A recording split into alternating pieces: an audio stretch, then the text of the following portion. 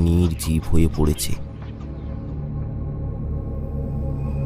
সময়ের অন্তরালে বয়ে চলেছে উষ্ণ প্রবাহ।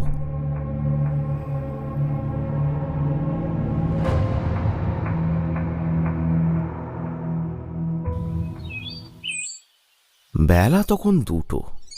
খোলা আকাশের নিচে একটা জনপ্রাণী নেই। ধুধু করছে চারিদিক।